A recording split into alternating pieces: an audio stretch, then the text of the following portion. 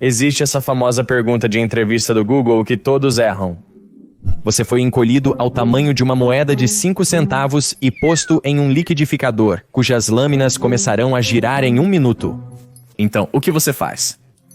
Gostaria de pensar que poderia me abaixar e evitar as lâminas, talvez quebrando a parte de baixo. Empurre o liquidificador. Peça gentilmente para não ligarem o liquidificador. Amarre minhas roupas juntas para formar uma corda. Se eu fosse mais leve, talvez pudesse pegar uma corrente de ar ascendente. Exceto para os pés, com o tamanho de uma moeda de 5 centavos. Que qualidade de vida eu tenho? Ok, ressonância.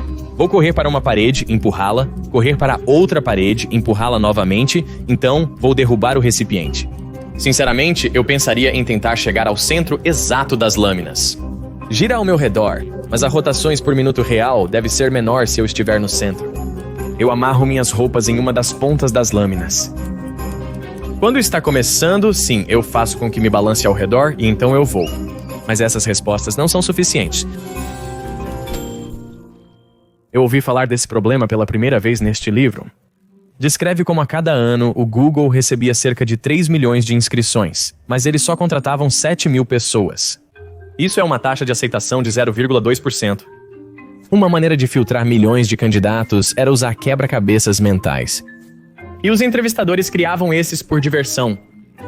Naquela época, não recebíamos uma lista de perguntas. Compartilhávamos as perguntas entre nós. Algumas delas ganharam tração. Perguntas como: quantas bolas de golfe cabem em um 747? Ou quanto você deveria cobrar para lavar todas as janelas em Seattle? Mas a questão do liquidificador ficou comigo. E eu não estou sozinho. Você só relaxa e desfruta da brisa. O melhor modelo do mundo só vai funcionar talvez 10 ou 11 horas. Estamos saindo e quando saímos estamos melhor, pois o que não te mata te fortalece. O tema tem sido intensamente discutido nos comentários do Reddit.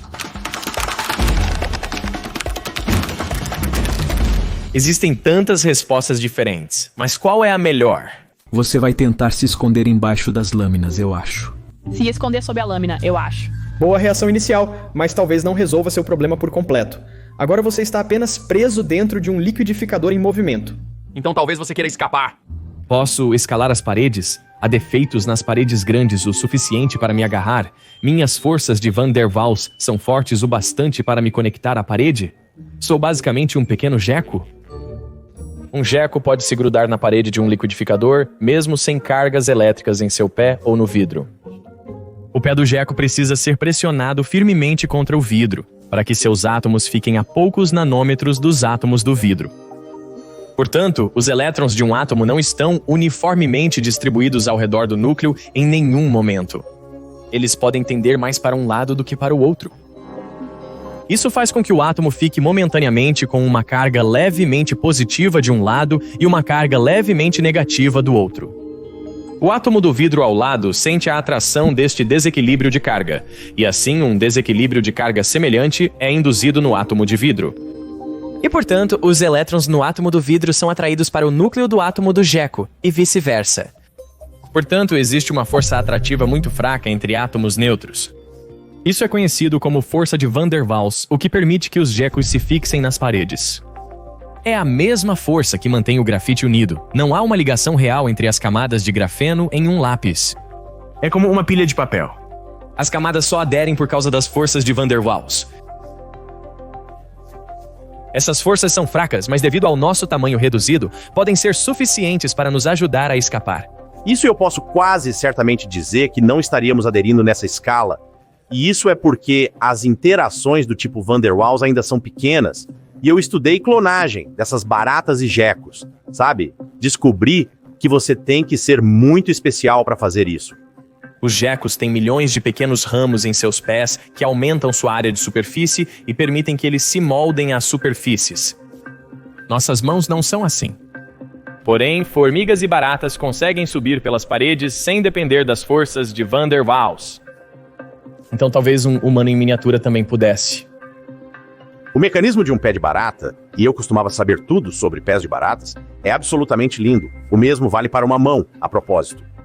As garras intarsivas são duas pequenas garras que batem em uma superfície durante a escalada, atingindo velocidades de metros por segundo. troca e engaja. Apesar de não ter aderência, tem uma fixação por fricção muito sofisticada. Essas garras podem agarrar quase tudo, inclusive vidro. O vidro, apesar de parecer liso, possui pequenas imperfeições em sua superfície. E na escala de um inseto, esses atributos são relevantes. As formigas têm equipamento natural de escalada. Sim. Elas estão, usando pequenos, machados, basicamente, para abrir caminho. Nós não temos os discos de fixação, ou seja lá o que for, ou, as garras especiais, ou as forças de Van der Waals. Não, nós temos garras. Nossos dedos são garras se você considerar essa escala.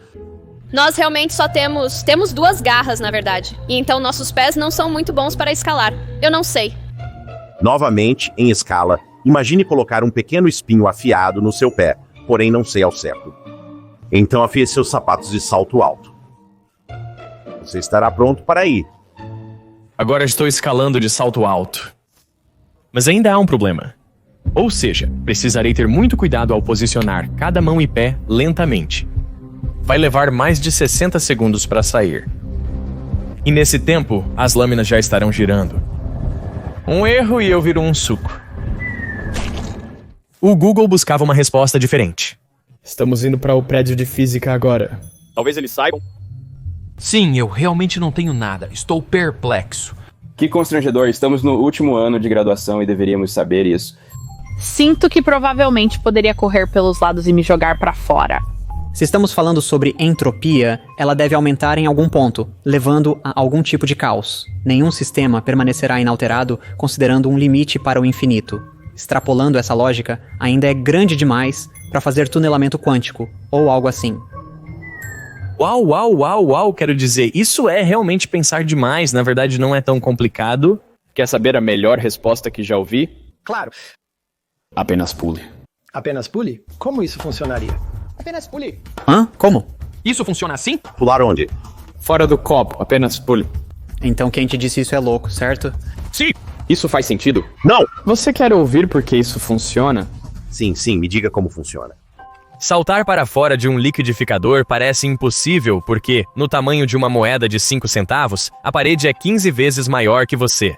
Seria como saltar sobre um prédio de 8 andares. Mas observe esses clipes.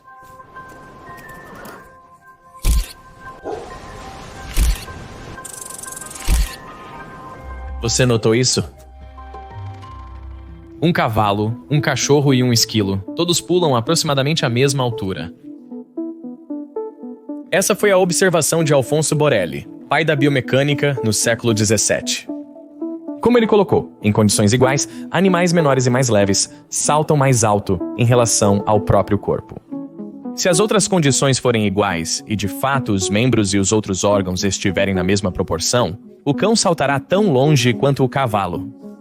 Agora, claro, existe variação. Uma espécie cuja sobrevivência depende de saltar será otimizada para isso, enquanto outras, como tartarugas e elefantes, não saltam mesmo.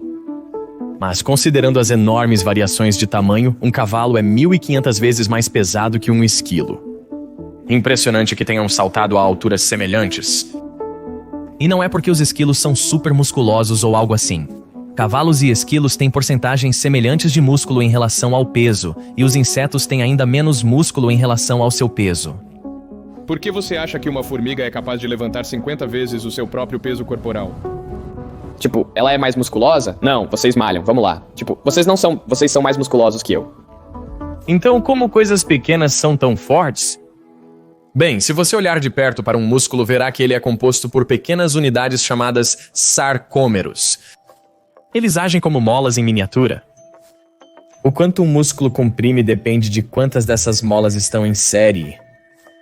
Mas a força de um músculo depende apenas de quantas estão trabalhando em paralelo. Portanto, quanto mais espesso o músculo, mais molas estão em paralelo e maior é a força. Portanto, a força depende da área da seção transversal de um músculo. E à medida que os animais diminuem, a área da seção transversal reduz com o quadrado da altura. Mas o peso de um animal é proporcional ao seu volume. Então isso aumenta com o cubo de sua altura.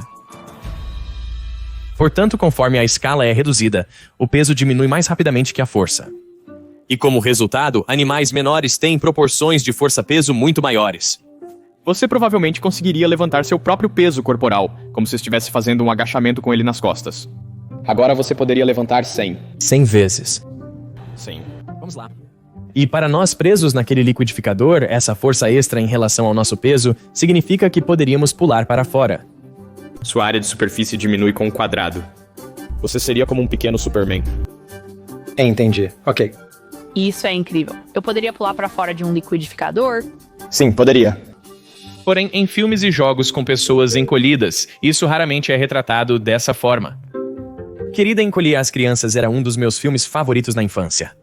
Eu amava isso. Pessoas pequenas lutam para pegar tesouras. Eles quase são esmagados por pingos de chuva.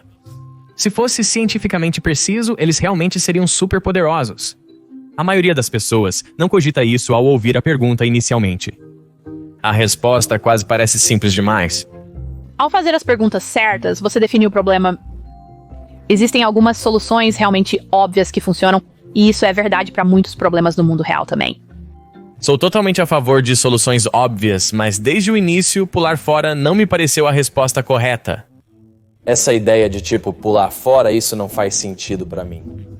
Pular não é apenas sobre a força em relação ao peso, mas também sobre o tempo, cinética e outros fatores. Então, quanto tempo você pode estar em contato com o chão? Quanta força pode aplicar de uma vez, em um período muito curto? Seria justo dizer que você está pensando demais nas coisas. Você tem que suspender sua descrença em algum lugar. Se considerarmos todos os desafios que um humano enfrentaria se de repente ficasse desse tamanho, eles não teriam tempo para praticar o uso das pernas e se adaptar ao novo ambiente. Eu não dou a eles muitas chances de sair pulando. Por vezes, há quem complique as coisas desnecessariamente. E isso pode ser problemático. Eu gostaria de ver, uma modelagem realista de se me reduzissem 100 vezes. Eu poderia pular mais alto. Eu quero ver alguém resolver essas equações físicas. Sim, você poderia pular mais alto, mas não 100 vezes mais alto, entende? Por isso, os pesquisadores do Laboratório de Biomecânica do Georgia Tech investigaram o assunto. Enquanto eles descobrem isso, permita-me falar sobre o patrocinador de hoje, Incogni. Seus dados pessoais são coletados sempre que você navega na internet, se inscreve em uma newsletter ou compra algo online. Eles são armazenados e às vezes vendidos sem a sua permissão. Então, como você escapa? Com sua permissão, a Incogni contata os corretores de dados em seu nome e solicita, usando linguagem jurídica adequada, a exclusão de suas informações pessoais. Assim, em vez de gastar horas tentando rastrear essas empresas por conta própria, a Incogni faz todo esse trabalho duro por você. Depois de uma semana usando a Incogni, minha caixa de entrada ficou menos sobrecarregada e recebi menos chamadas de spam no meu telefone. Depois de um mês, meu painel mostrou ainda mais remoções, empresas com as quais eu nunca havia interagido, mas que de alguma forma tinham minhas informações pessoais. Para tentar escapar facilmente das garras dos corretores de dados, acesse incogni.com/veritasium. Clique no link abaixo na descrição ou escaneie este código QR. Use o código Veritasium para 60% de desconto na assinatura anual e assuma o controle dos seus dados agora. É incogni.com/veritasium. Agora vamos ver como está indo a simulação. Ok, então temos nosso liquidificador simulado. Temos 2 centímetros de altura e precisamos pular pelo menos 30 centímetros para sair. Eu estava bem, e eu? Eu sou bonito, sabe? Vergonhosamente não atlético.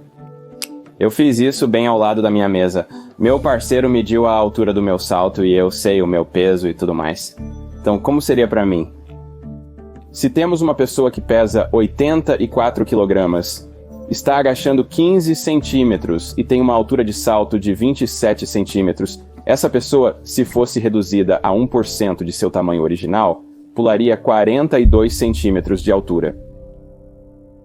A simples simulação mostra uma altura de salto de 42 centímetros, então você conseguiria, mas precisamos adicionar a resistência do ar, já que nossa área de seção transversal agora é 100 vezes maior em relação ao nosso peso, o arrasto deve ter um efeito maior no tamanho de um níquel.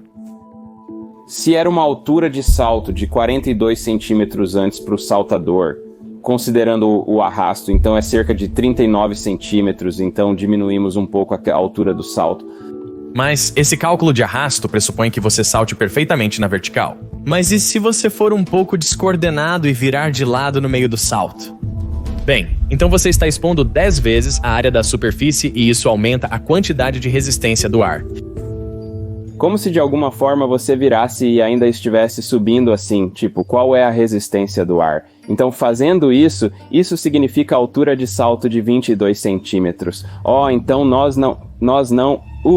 droga. Se você começar a ficar muito confiante e quiser fazer um mortal enquanto estiver nisso, então você vai estragar tudo, sim. Não dê um mortal pra fora do liquidificador, é uma boa estratégia. Não tente se exibir, você está tentando não ser picado. Apenas vá de cabeça para baixo. Não é tanto sair do liquidificador, é o que acontece depois. Você tem 2 homens do tamanho de uma moeda de 5 centavos livres no mundo. Pense nas possibilidades. A simulação retornou, você pode sair do liquidificador.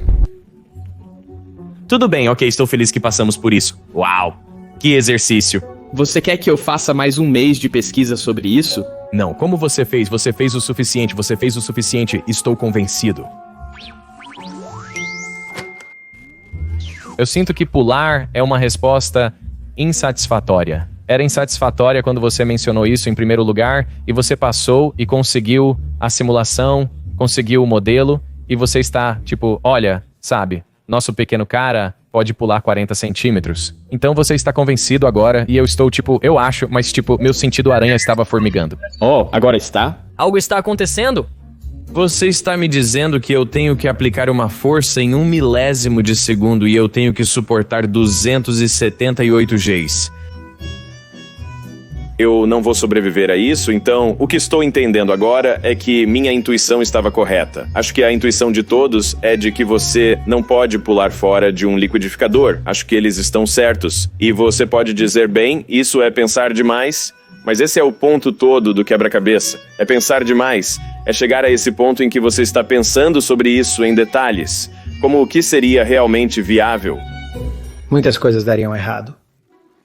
Nossos corações têm que gerar uma certa quantidade de pressão para fazer o sangue, sabe? Subir até nossa cabeça e descer todo o caminho. Se você reduzir o tamanho de um coração humano, ele não será capaz de gerar as mesmas forças. Eu acho que haveria uma catástrofe em um tamanho menor controlando a pressão do ar dentro desses incontáveis sacos dentro de nossos pulmões. Há um equilíbrio esquisito lá. Agora você tenta pegar esse mesmo design e apertá-lo. Eu seria cético que você seria capaz de manter as passagens abertas. Você nem seria capaz de pensar nisso, porque você simplesmente não teria as estruturas cerebrais que temos. Você não pode encaixar 86 bilhões de neurônios em um volume do tamanho de uma moeda. Você não pode reduzir as células também. Isso é a coisa, como as células são células. Eu acho que pular fora seria, para mim, parece a única opção, mas eu não acho que você vai conseguir pular porque você não consegue respirar e seu coração não consegue bombear sangue. Então você simplesmente desaba e morre antes de poder fazer seu salto. Se você é biólogo, você acredita que morreríamos. Se você é um físico, pode decidir se seríamos pequenos super-homens ou, como eu acredito, incapazes de aproveitar totalmente nossa força extra. O que Borelli sabia? Ele nem tinha liquidificadores. Ele não conhece o estresse. Mas se você é um entrevistador do Google, talvez nem se importe com a resposta. Eu acho que um dos equívocos que os candidatos têm é quando me fazem essa pergunta, é porque eles querem ver se eu posso resolver esse problema.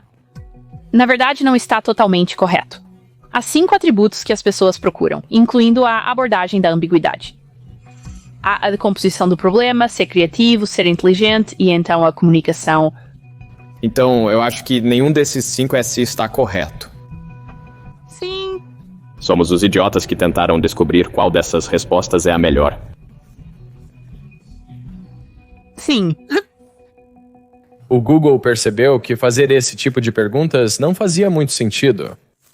Laszlo Bock, o vice-presidente sênior de operações de pessoas no Google, disse isto. Na contratação, descobrimos que quebra-cabeças são uma perda de tempo total. Quantas bolas de golfe cabem em um avião? Quantos postos de gasolina há em Manhattan? Uma perda de tempo, não prevêem nada e servem principalmente para o entrevistador se sentir inteligente. Mas eu sinto que há aquele momento em que você está tipo... Você vai admitir que está errado e eu estou tipo... Sim, sabe, acho que isso vai além. Eu não estou errado, essa pergunta é louca.